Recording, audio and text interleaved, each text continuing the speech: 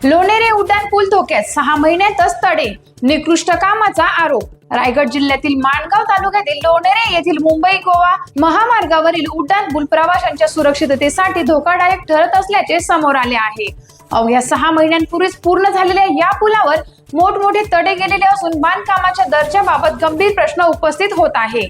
दीर्घकाळ रखडलेल्या या महामार्गाचे काम सध्या वेगात सुरू असल्याचे सांगितले जरी जात असले तरी प्रत्यक्षात निकृष्ट दर्जाचे बांधकाम होत असल्याचा आरोप स्थानिकांनी केला आहे। निखिल कन्स्ट्रक्शन या कंत्राटदाराकडून उभारण्यात आलेल्या या उड्डाणपुलावरील साइट सेफ्टी पॅनल सैल झाले असून ते कधीही कोसळण्याची भीती व्यक्त केली जात आहे। तसेच पुलाच्या कॉन्क्रीट संरचनेतही अनेक ठिकाणी भेगा पडलेल्या स्पष्ट दिसत आहेत। स्थानिक नागरिकांच्या मध्ये पावसाळ्यात या भेगा अधिक धोकादायक ठरू शकतात। पावसाची पाणी आत शिरल्यास पुलाची मजबूती कमी होऊन मोठा अपघात होण्याची शक्यता आहे।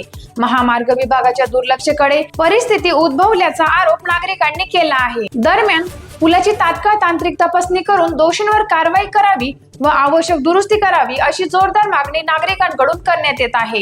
टाइम्स ऑफ महाराष्ट्र साठी माणगाव तालुका प्रतिनिधी जयेंद्र मुंडे यांचा रिपोर्ट।